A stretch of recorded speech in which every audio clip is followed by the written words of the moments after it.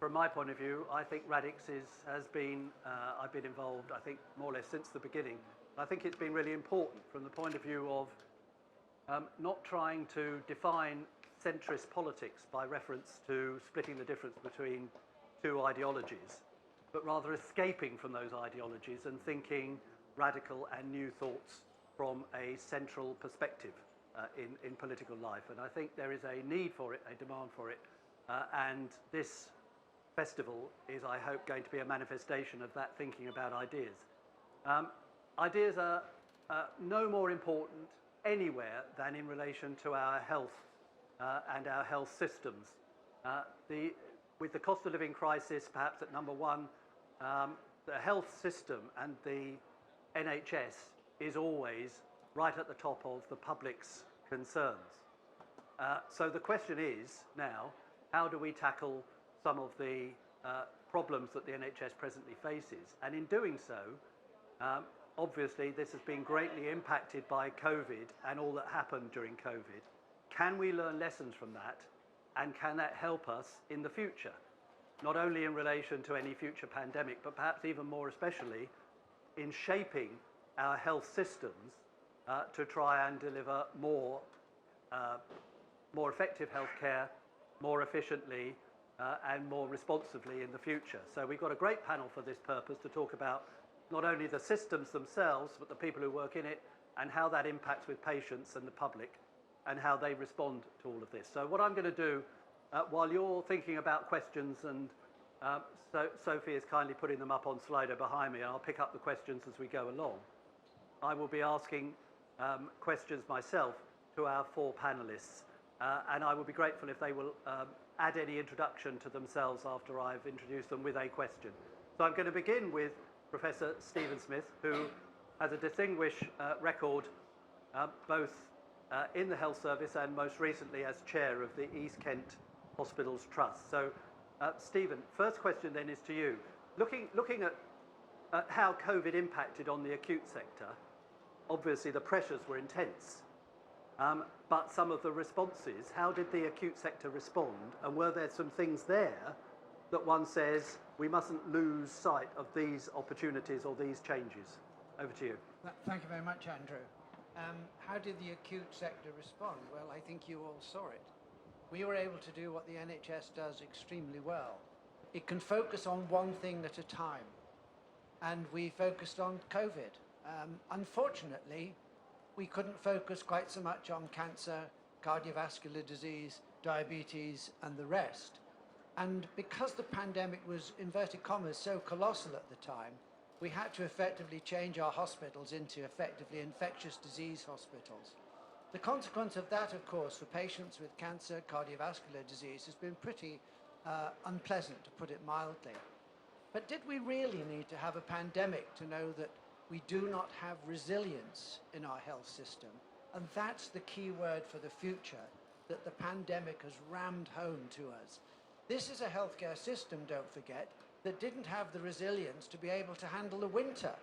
Now, with the best will in the world, you don't need any number of parliamentary committees, whether on the green chairs or on the red chairs, to show that if the system cannot handle simple winter, there is something wrong with the resilience. And the resilience is in the acute sector. The United Kingdom has the lowest number of hospital beds per 1,000 head of population than any other country in Europe, apart from Sweden. And Sweden, on the other hand, has an outstanding care sector, social care sector, and has outstanding taxation rates. We've tried for 40 years in Britain to emulate that. We're never going to get anywhere near it because we Brits are not keen on having the social services which they have in Sweden.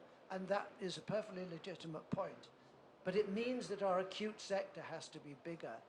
The number of acute beds in France is roughly twice as many as in Britain, and in Germany it's 4 to 6 times as bigger. And thus, when they face the pandemic, they're in a far better position to respond to it.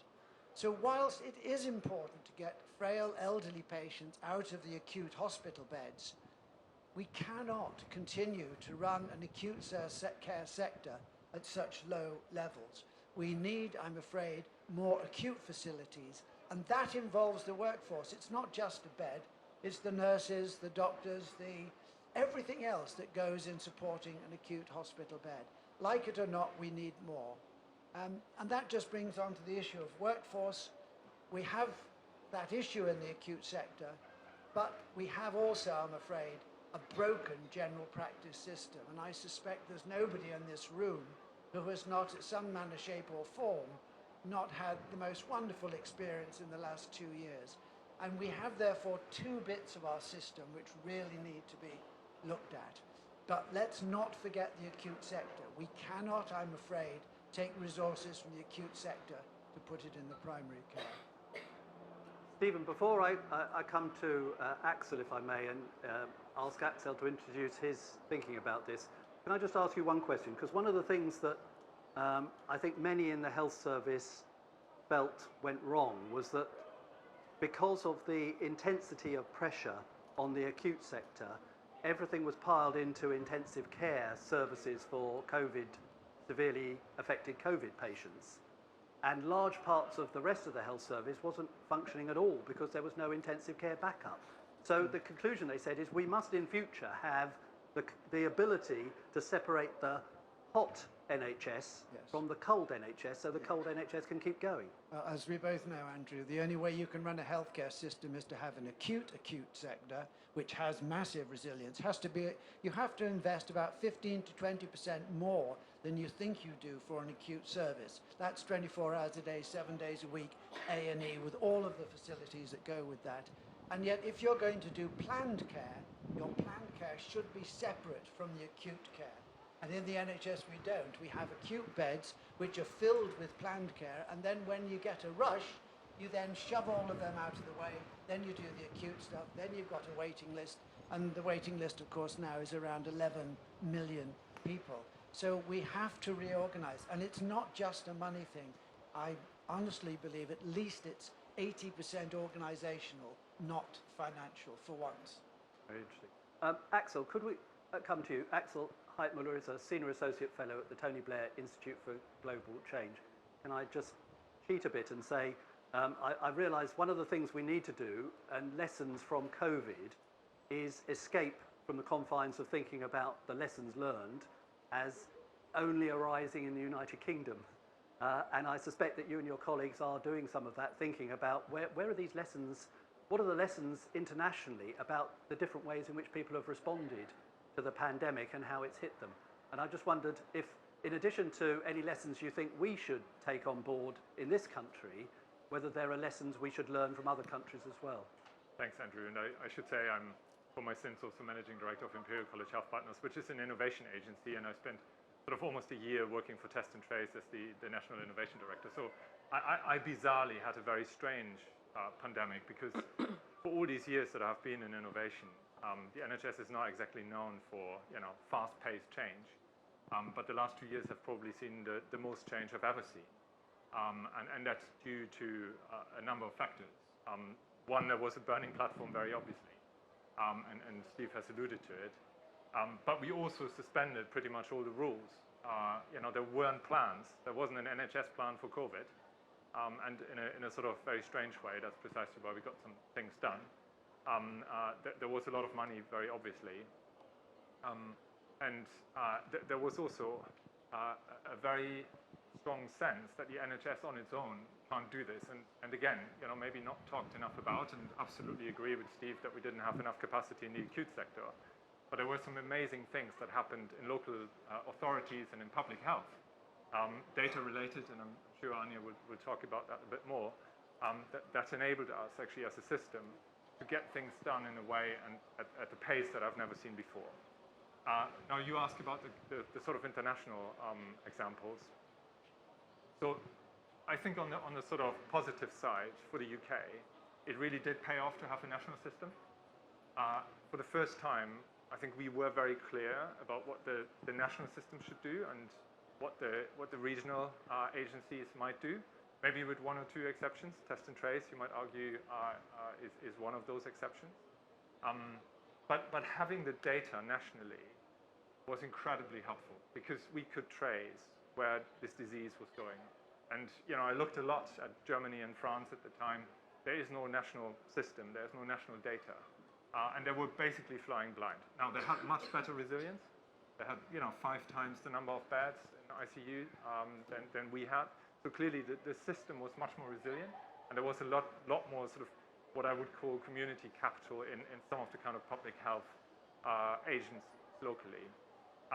But they eventually, in the second and third wave, they run into trouble because they didn't have the intelligence that we had, and they didn't have the rapid knowledge generation that we could do. If you think about the amazing research that has been done over the last 2 years in terms of treatment, in terms of vaccines, most of this has come, a lot of this has actually come out of this country.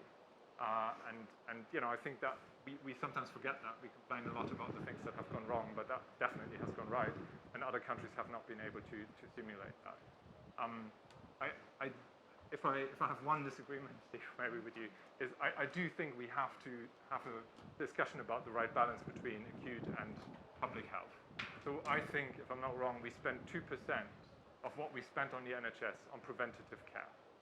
And that is probably not sustainable, right? This kind of beverage welfare model, which is mainly concerned with seeing the next patient, is not concerned with the root causes of ill health, is probably not sustainable unless we change that balance. I should declare an interest as having created Public Health England, which has subsequently been abolished. Transition. Transition. I would say, in defence of Public Health England, it was intended that the profile of our expenditure on public health would rise faster than the expenditure on the NHS generally, in order to try and remedy our obviously chronic public health problems. And that simply didn't happen. So Public Health England was trying to manage both its emergency preparedness and its tackling public health, ongoing public health issues with a declining budget and a declining workforce. And that was absurd, frankly, and shouldn't have happened. I do remember when I came into office was the first time we ever tried to measure how much we spend on public health. And the answer was woefully little. It was, if I remember correctly, under 4% of the total health budget. And internationally, I mean, there are a lot of countries for whom that is true, but actually ours was, if anything, to the lower end of the scale rather than the upper end of the scale. And COVID taught us a very painful lesson. If you actually look at why we had the level of, particularly in the first year, the level of mortality that we did, it's very heavily concentrated amongst people with what are essentially public health related problems, obesity and other related issues. And we've got to learn that. We've got to do something about it. So I think we haven't won the argument that health is not spending, that health is investment, right? And if you compare that to climate change, where after Nick Stern's report, suddenly we understood that climate change is related to GDP, productivity. We haven't done the same in health, right? We see health as a spending, not as an investment. We need to get into that. Very good. Yeah, absolutely. Miriam, could we come to you? Miriam Levin is with the project Engage Britain and leads the health and care programme at Engage Britain. So do please tell us a bit about Engage Britain, but also please, could you put in the midst of this, the people who really COVID most impacted were the people who got ill with it. What happened to them? And how do they feel about all this? There's millions of people out there who were patients. What did they think? Well, for people who don't know, Engage Britain, just to give you a bit of background, it's a very new charity. We've been around for a couple of years, and we're here to try and build national policy from the grassroots up to tackle some of these massive challenges. And the one that we're starting with is around access to health and care. And it's really interesting. If you ask what people feel about the NHS and how they responded during COVID, what their experiences were, we ran a series of 101 community conversations involving over 700 people all across the country and said, okay, so if access to health and care is the #1 challenge facing the country, what are your experiences? What do you think works really well now? What do you think could be better? And we were doing this in the middle of COVID, which in itself was challenging, but we managed through that. And what was really interesting is what they talked about wasn't COVID. Barely anybody, and we have hundreds and hundreds of hours worth of Zoom conversations that were happening across the country, and people didn't talk about COVID. What they talked about was, we love the NHS. And we know that. That's like, it's a given that people love the NHS. But they went on to go, love the NHS, wouldn't have it any other way, we're so lucky to have it. But this terrible thing happened. And then every single person went on to tell us terrible, terrible experiences that they had within the NHS and social care. We're looking at both health and social care. The problem is massive. Their love for the NHS doesn't take away from the fact that there's a lot of problems in the system. And people talked about all sorts of things. They talked about it's under-resourced, staff are overstretched. They felt very lost in a very fragmented, disjointed system that the NHS is. They talked about not knowing where to turn, and they talked about kind of not being listened to and dismissed. And what was interesting is this is almost certainly exacerbated during COVID. Absolutely, I'm not discounting that. But what people were talking about, 100% predated COVID, continued through COVID, and what our worry is that it will continue beyond COVID into any reform, any change in the NHS.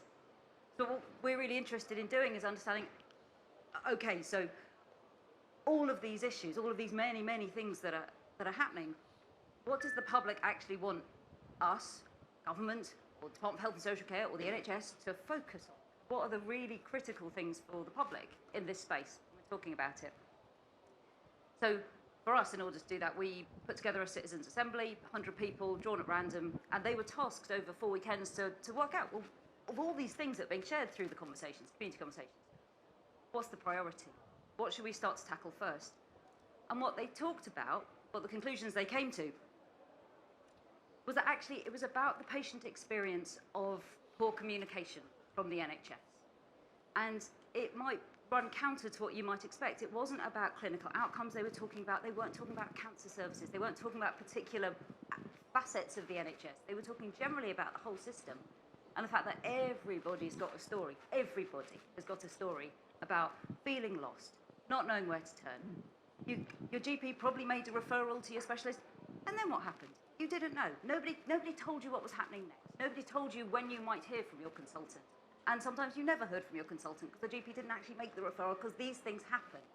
And just how very, very lost people feel in a system that doesn't treat them like a whole person, doesn't treat them as a human being, sometimes within a system that feels very bureaucratic and operational.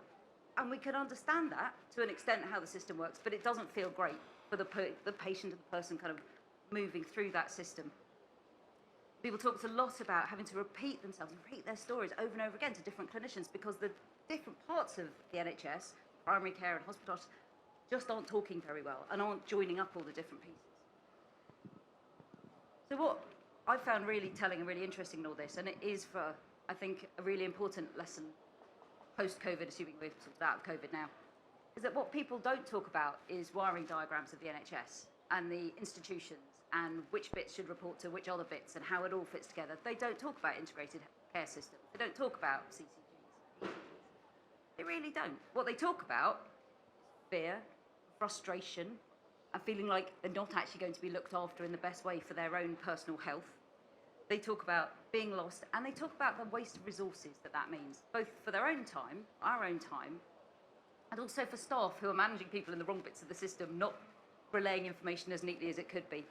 And they feel that wastage is something that, it comes back to something you were saying, that it isn't necessarily about the NHS needs more funding, it just might need to use its resources slightly differently in order to be able to kind of get over that waste of people's time and resources so people can move more smoothly through a system. So, yeah, I'd say if we Miriam, can can I ask you, from that citizens' assembly and those discussions and the responses they gave you, who do patients think should be the person who is responsible for the communication? Because from my point of view, maybe I'm being ridiculously old-fashioned about this, but my approach was always each patient should have an idea that there is a general practice, once upon a time a general practitioner, but a general practice now that is responsible for them, that shouldn't just kind of refer and forget, but should at least know what's happening to them and be available to interpret for them and act as their guide. Or are we going to end up with patients having a, what do they call it, like a pathfinder who has to support them because the GP practice now no longer does that function at all? I think people make an assumption it will be the GP, And they do, get yeah. incredibly disappointed when that isn't how it works, when they don't see the same GP more than once and there isn't any continuity. But actually, talk about pathfinders, so care navigators do exist in some practices to kind of help people.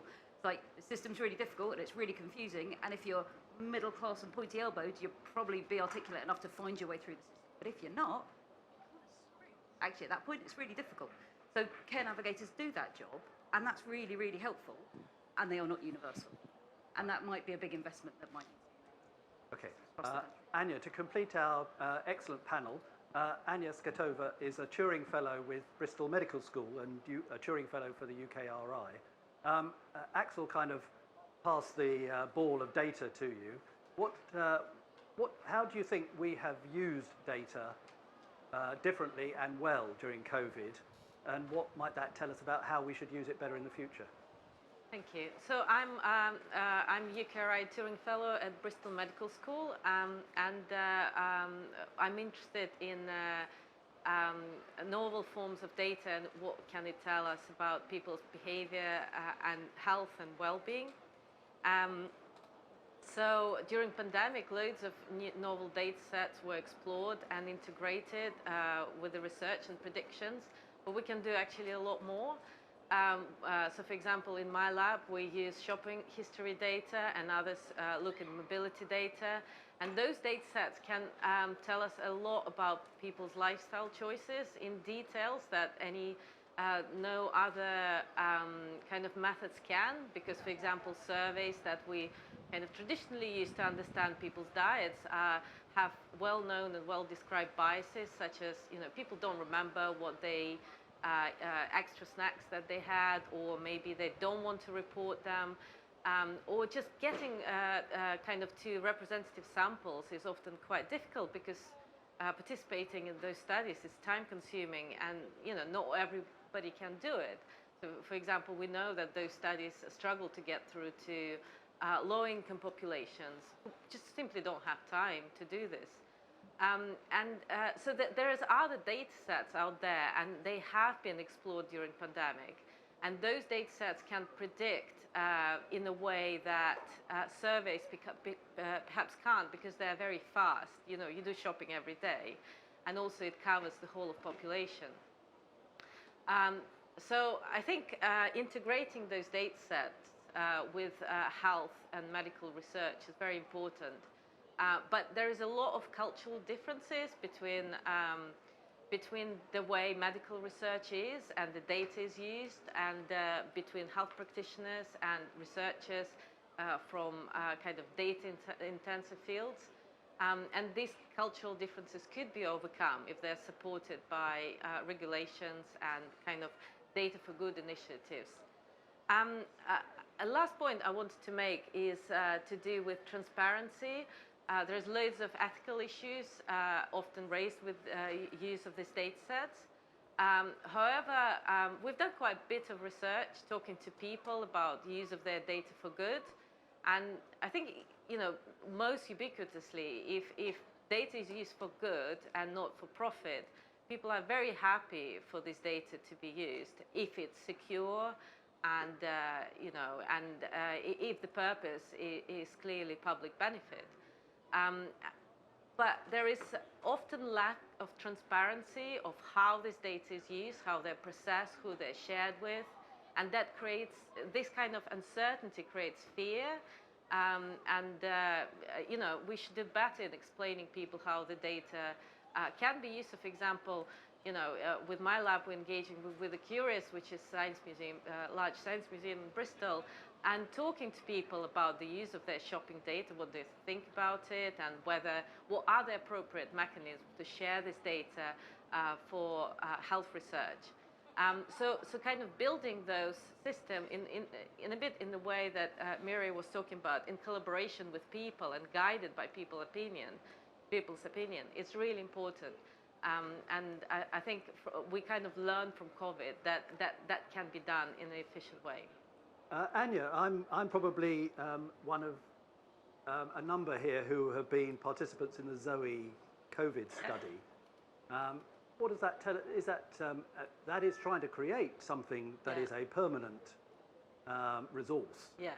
Are they doing the right thing by doing that? Yeah, well, it's really good you brought it up. We actually have a project with them where we're developing a framework to link shopping data. So let's say you're participants in the study and you have been reporting your symptoms.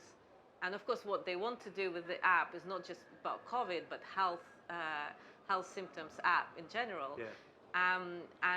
Now when we finish the work, you'll be able to authorize us to link your Tesco's loyalty cards data with this data set. So then we are able to study how the shopping patterns in your data are linked to your symptoms. And actually, we can go back about 15 years and look how your current conditions, predicted by how much alcohol you bought 15 years ago through your Tesco loyalty card. And I think the opportunities for those data sets, especially when they're linked to such detail and characterized samples like Zoe app, are wonderful, because then, when we understand the patterns in the shopping data better, we then don't need Zoe app for that. We can just look in the shopping data, but for millions of people, what these patterns means. I mean, it is. We also, as it happens, I'm also a member of the UK Biobank. So so we've got genetic data as well. Exactly. I mean, does this mean we are actually going to get to a closer and closer to the point where we are able to predict with a fair degree of confidence who is going to get ill and why? I really hope so, and that will help with planning the system with the resilience from kind of the people's health side, and kind of improving the offerings that supermarkets have, for instance, and public health. We have a couple of questions on Slido. Do please keep putting your questions in, but you can alternatively raise your hand and ask a question. Absolutely. The technology, we have the technology. The hands are raised, the microphone is available. Hi, I'm actually the CEO of a health inequalities organisation. So, I mean, you just mentioned, actually, I think you said, can we predict who's gonna get ill and why? Well, we don't need to have big data to tell you that people in poverty get sicker and die younger than everybody else in the population. And Axel, I think you alluded to this, you both alluded to this, in fact, about the lack of investment in preventative care in this country. It's something that we see all the time. There's always this playoff between the sort of chronic acute, hospital-based stuff, and then, not even talking about social care, but just, all the preventative stuff that we can do. We work on dietary inequalities, which has a massive, if you can improve people's diets, that's 25% of all the early deaths amongst people in poverty that you are going to actually get rid of, because they're all diet related. So I'm just really interested in what can be done there, because it seems like the budget's given to the NHS. Public health is also, I don't know, Cinderella thing that is now not even part of the NHS budget anyway, and that's local authority budget, and so that's even worse because they've got to collect bins, and then it just goes straight off to the worst things. But if we don't prevent, the worst stuff just gets worse. It doesn't make any sense. You need to, and we are the worst in Europe, I think, amongst OECD countries in terms of our amount that we spend, or lack of amount that we spend on preventative care versus the hospitals. Basically, we spend most of our money, as far as I understand it, in hospitals and not enough in the community. So what can be done? Axel, could you maybe Shall I respond to make that a start? first? But also, we have a question up the top on the Slido. How useful are public health campaigns? How do you encourage people effectively to look after their own health? I mean, not only, here's the problem, how are we going to respond to it in resource terms, but how are we going to use those resources more effectively? I mean, there is a political dimension to this, and if you read the latest interview by the current Secretary of State today or yesterday about what he thinks about smoking and how aggressive or otherwise, the government should address that, then I think you get a flavor of the political argument, right? And there's no right or wrong. There are just different views on how paternalistic, effectively, the state should be. Personally, if you look at the evidence on smoking, for example, the primary effect, obviously, of smoking bans in public places has been pretty significant. And the secondary effects have been also pretty significant, right? I mean, so just to mention one, teenage pregnancy in this country has gone down significantly because young people have stopped smoking and drinking to the extent that they used to. It's complicated because we also introduce sex education in school, right? So I guess the point I'm trying to make is these kind of wider interventions, they're very, very complex. I'm sure you know, right? I mean, anyone who has ever looked at the sort of driver's diagram for obesity knows how horrendously complex this is. Do we know what to do? In most cases, we probably do know what interventions should look like. So therefore, it is partly, you're right, a matter of finding the money. Absolutely. So exactly. I mean, it's a fair point. We do. You're quite right. We have had some public health successes, yes. and the anti-smoking, our tobacco control regime was as good as anybody's anywhere in the world. But in a sense, the tobacco control regime tells you what you need to do. You need to be disincentivizing the purchase of tobacco, and that happened over decades. We need the public attitude to change radically, and it did. And we need to prevent people initiating smoking, so we focused on young people. Now, where obesity is concerned, which is, if anything, going to be at least as big a killer in the years ahead, I don't think those three things aren't happening. And if the news this morning is correct, the tax disincentive for foods high in sugars and fats and so on, it's not going to be there. The public attitude to it hasn't changed. Young people are more obese now than they used to be, on average. All of those bits aren't in the right place, are they? I'll come to you. Absolutely. The evidence is there. We know what to do. There's a lack of political will to do some of these things. But there's a more profound point about the money, which I think we need to address, right? I deeply believe that unless we switch out of this mentality that health is just spending, it just costs us money, it's not going to happen. So if the figures on long COVID are actually really interesting, and maybe COVID actually is a sort of catalyst. If it's true that 1% of the labor force has dropped out, and this is not old people, this is like 25 to 49-year-olds, then you can make a direct link into productivity, right? You can make a direct link into lost GDP.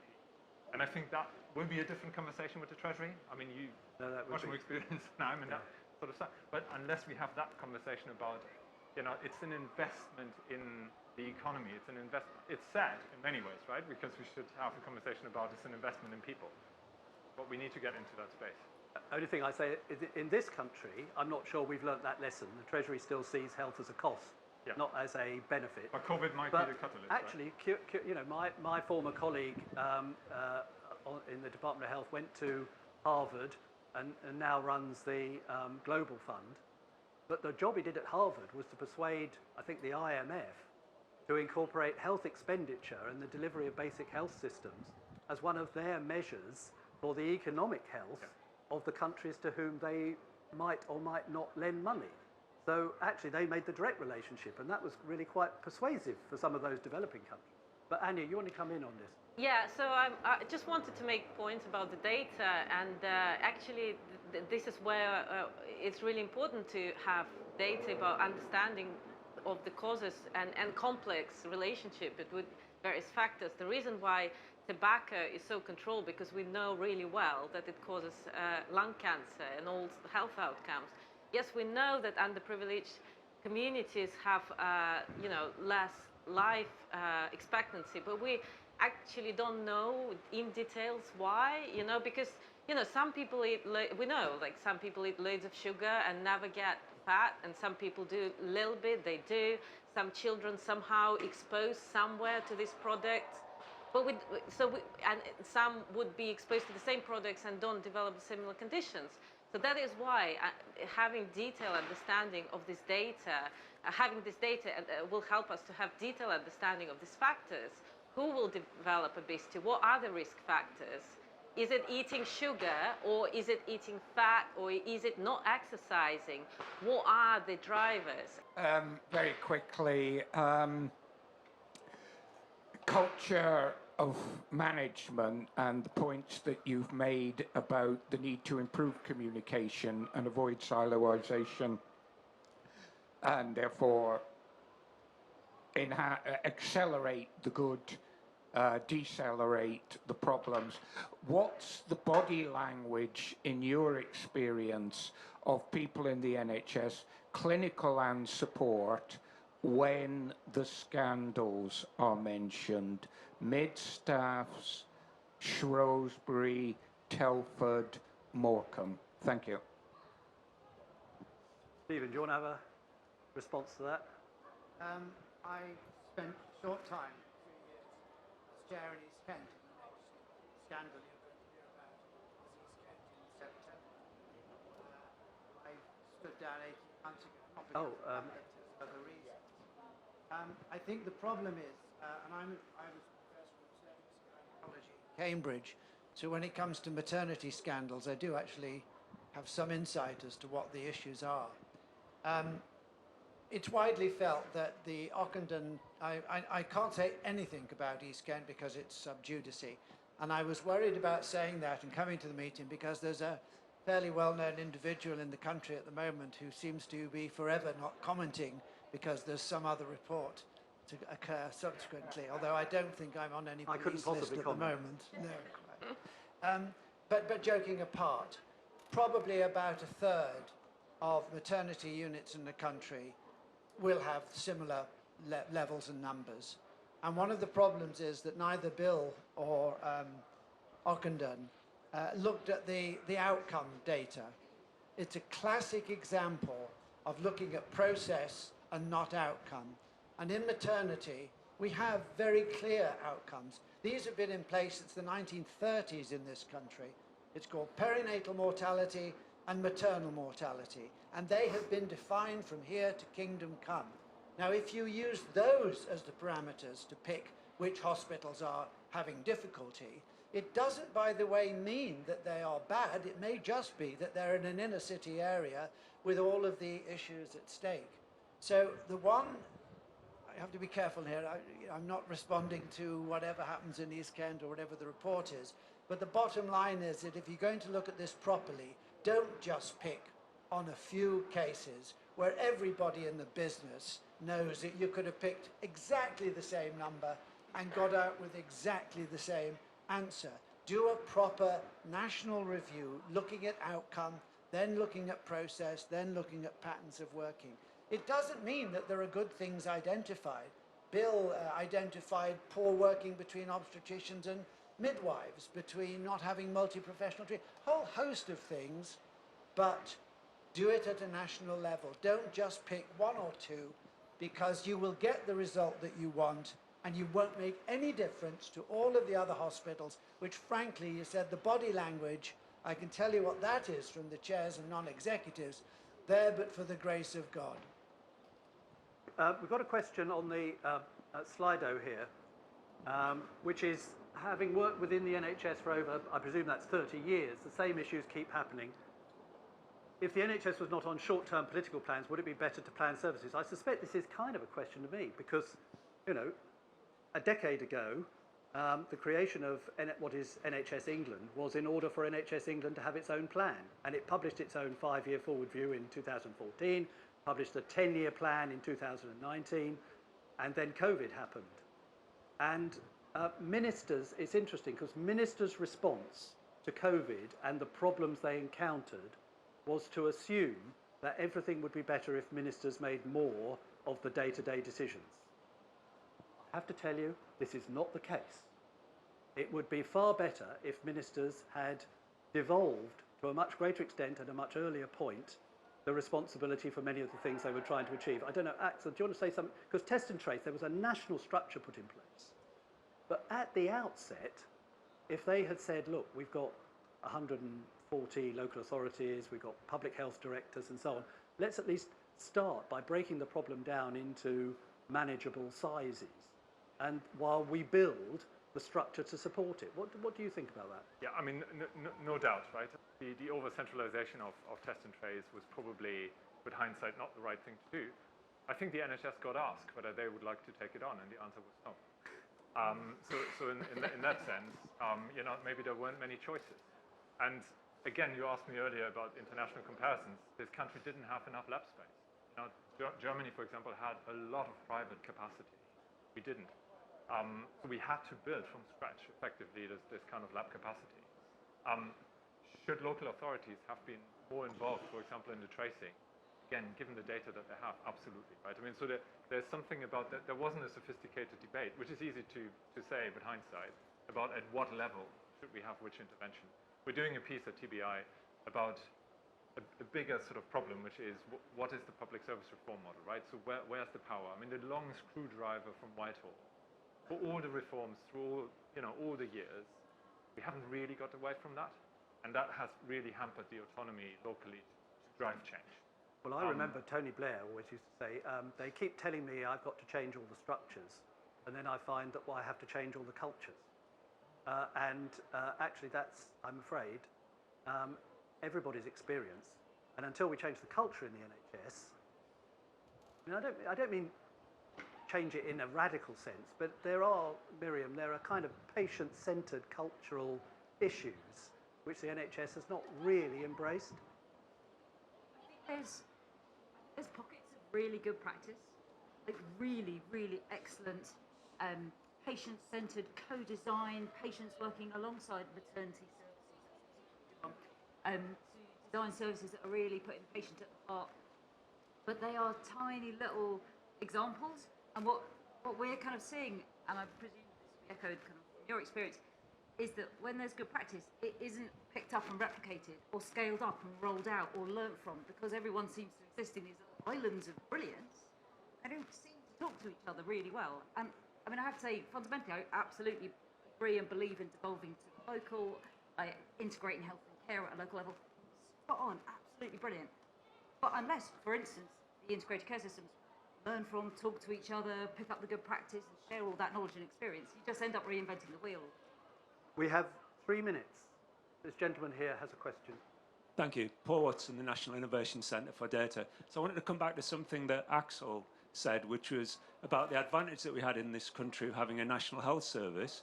But you also made the point that one of the good things about COVID was that suddenly it was easier to get access to data and some of the barriers were broken down. There's a danger we'll go back to how it was before. So we've got this huge potential if only we could integrate data from all the different silos that there are in the National Health Service in order to give a more holistic view of individuals' health, but also allow people like Anya to do lots more detailed studies across the population. Do you think we can build a national integrated data service to support a national prevention service in the NHS? The power of the data that we have and what we could do with it to move from a sickness model to a preventative model, to a model that anticipates ill health, is tremendous, right? And the last 2 years we have obviously been operating under emergency legislation to kind of allow us to integrate some of that data.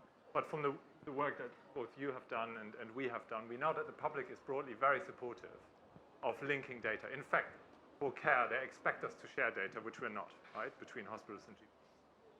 But they're also broadly supportive of sharing it with third parties under certain conditions. So if you take that as given, then there is a question as to whether a national data strategy could go further than it does at the moment. My sense is that COVID was a bit of an elastic band. We stretched it to the extreme and it has snapped back really fast in terms of the kind of changes that you see. And part of that is energy. People are tired. It's been a horrible 3 years in the service, and I mean, Steve's colleagues are, everyone is knackered. But so I agree. I mean, there's huge potential, and we're not making the most of what we have. There are pockets, and if George Freeman was here, he would sort of reference the life sciences industry. We have a massive opportunity to be that country where you can work with data in a very, very different way from the whole of mainland Europe, and even in the States, it's much more difficult. Okay, last 2 minutes. I'm going to ask our 4 panelists in turn, Anya, and then finish with Axel. 30 seconds each. Can you say 1 or maybe 2 things that you think post-COVID we have learnt that should be something that we make absolutely a central part of how we do healthcare in this country in the future? Anya. Well, as I already said, data is really important, and I think what people have learned that data is important too. I think people didn't, general public didn't think about their data, but obviously ONS and everybody published reports. So there's a lot more public awareness now about data and how useful it could be. So I think we should capitalize on that. Stephen. Don't take a single penny out of our acute services. They're barely capable of dealing with our requirements. Certainly put more money into preventative health, but get that money from somewhere else. Miriam. I'd say put people at the heart of any reform that you're going to do of the NHS. Really understand what patients want and need out of the system. And to build on that, you probably all have done lateral flow tests over a breakfast table. I call that sort of democratization of healthcare, right? Suddenly we have learned that we can sort of co-create health and not just sickness care. And I'm allowed as moderator of this occasion to add my own two. One is, because we didn't kind of bottom out, what should GPs actually be doing in the future? And I still believe fervently that GPs are population health managers. And they should be managing the health of their population at a granular level. So, you know, in local communities. Doesn't mean they have to be individually responsible for individual patients, but they should know their patients better than anybody else. And the second thing I'd say, and maybe, Axel, this is linked to what you were telling us earlier, we are way behind in terms of diagnostic capacity. We've got to build this thing, and that is a national effort to build diagnostic capacity and use the new technology. We've got an awful lot of these great technologies in this country. We've now got to institutionalise them and make sure they're available across the service. So would you join me in Anya, Stephen, Miriam, Axel, thanking our panellists very much indeed for all of their contributions.